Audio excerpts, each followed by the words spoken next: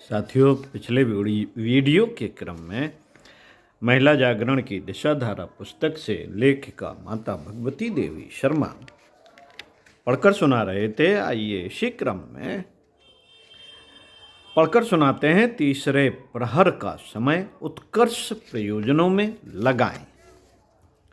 पिछले वीडियो के तारतम्य में सुनते हैं। महिला जागरण के संदर्भ में युग निर्माण योजना मथुरा से प्रकाशित साहित्य को घर घर पहुंचाकर उससे पत्राचार पाठ्यक्रम जैसा लाभ सहज ही उठाया जा सकता है। विदेशों में पत्र व्यवहार स्कूल बहुत हैं।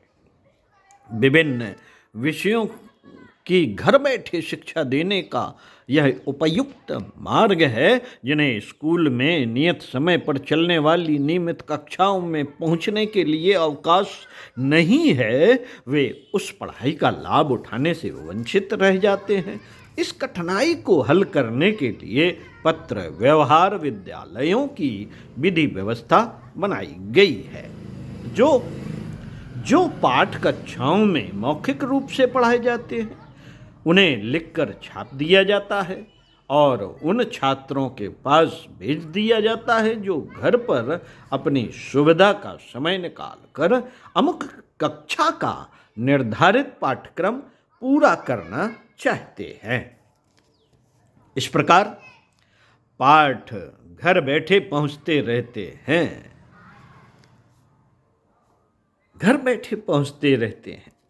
छात्र अपनी सुविधा के समय उनका अध्ययन करते रहते हैं। समझ में ना आई हुई बात विद्यार्थी अपने विषय के अध्यापक से पत्र लिखकर पूछ सकते हैं और उत्तर में समाधान पा सकते हैं।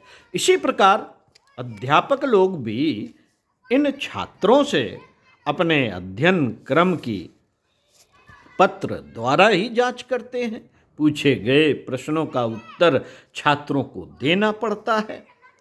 फिर उन्हें सही या गलत होने की जानकारी छात्रों को मिल जाती है तथा आगे के परामर्श भी उन्हें मिल जाते हैं। यह पत्र व्यवहार पाठ्यक्रम स्कूलों में नियमित चलने वाली शिक्षाओं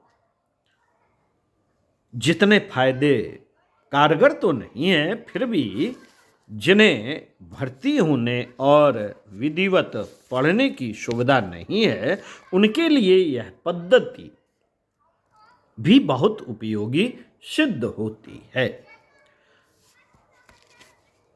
शांतिकुंज हरिद्वार देव संस्कृत विश्वविद्यालय में बहुत सारे ऐसे पाठ्यक्रम हैं जो आप ऑनलाइन पढ़ सकते हैं और अपनी जानकारी में वृद्धि कर सकते हैं। महिला जागरण अभियान का कार्य क्षेत्र बहुत विशाल है।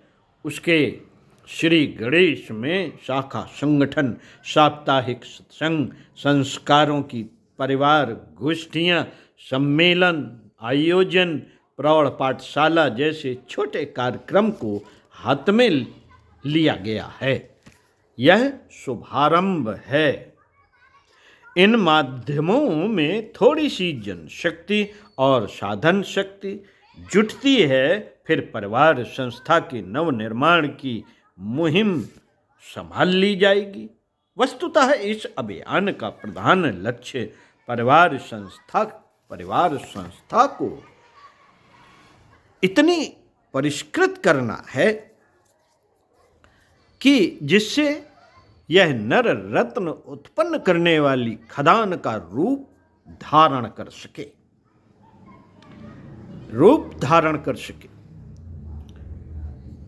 काम काजी पुरुषों को भी 24 घंटे का आधे से अधिक समय घर में बिताना पड़ता है।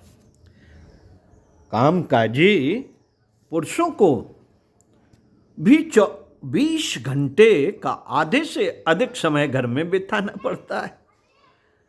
यह गृह संस्था अधिक भाग घर में और कम भाग बाहर बाजारों में यदि सुसंस्कृत वातावरण में संपन्न हो तो उसमें रहने का समय होटलों, क्लबों, सिनेमाघरों, पिकनिकों और सैर सपाटों और यारवासी में भटकने की अपेक्षा, यारबाजी में भटकने की अपेक्षा कहीं अधिक हर्षोल्लास के साथ बिताया जा सकता है। इतना ही नहीं, परिष्कृत परिवार संस्था में निवास निर्वाह करने वाला प्रत्येक सदस्य सर्वतोमुखी प्रगति कर सकने में समर्थ प्रखर व्यक्तित्व उपलब्ध कर सकता है। व्यक्ति निर्माण के लिए धर्म, अध्यात्म, नीति, दर्शन का विशालकाय ढांचा खड़ा किया गया है। समाज निर्माण के लिए शासन संस्था, उद्योग व्यवसाय, साहित्य, कला, विज्ञान के अनेक आधार मौजूद हैं। दोनों का मध्यवर्ती परिवार निर्माण इन दोनों का जीवन प्राण है। पर इन दिनों इसकी दुर्गत हो रही है। परिवार निर्माण इसकी धुरी है, पर इन दिनों इसकी दुर्गत हो रही है। महिला जागरण का कार्य क्षेत्र वही है। यही है महिला जागरण का कार्य क्षेत्र, इसलिए उसे उसके समकक्ष अनेकानेक छोटे बड़े आंदोलनों संस्थानों की तुलना में हजारों लाख गुना अधिक महत्वपूर्ण माना जाना चाहिए।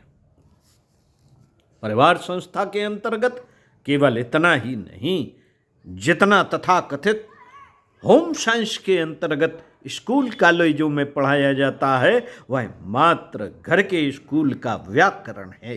गृह विज्ञान का परिवार परिष्कार का क्षेत्र बहुत बड़ा है।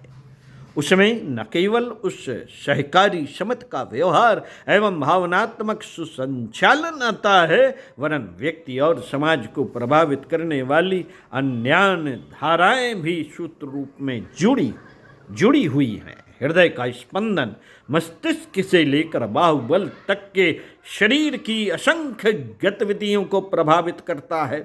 ठीक इसी तरह परिवार के साथ जुड़ी हुई शिराएं समूचे मानव समाज को प्रभावित करती हैं। समाज निर्माण का अपना लक्ष्य हृदय केंद्र कहा जा सकता है। परिवार निर्माण का अपना लक्ष्य हृदय केंद्र कहा जा सकता है। उसकी असंख्य शिराएं और नस नाड़ियाँ जुड़ी हुई हैं। हमें इन सब का ध्यान रखना होगा और परिवार निर्माण के अंतर्गत वह सब कुछ सीखना, संभालना, बदलना, सुधारना और बनाना पड़ेगा, जिसके आधार पर टूट फूट की मरम्मत और नए पुर्जे बदलने का अध्योपति पुनर्निर्माण संभव हो सके। यह सब कैसे होना चाहिए, इसे कार्य रूप देने से पहले उसकी रूपरेखा प्रस्तुत करने और उसे जनमानस में उतारने का प्रबल प्रयत्न करना होगा।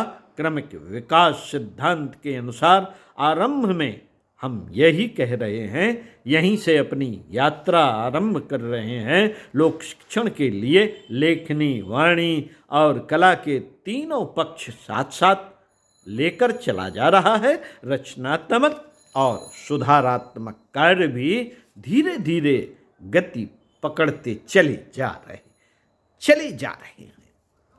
साथियों, इसी क्रम को आगे बढ़ाते हुए अगले वीडियो में आपसे पुनः मिलेंगे। तब तक के लिए चिंतन मनन करते रहिए। ओम शांति।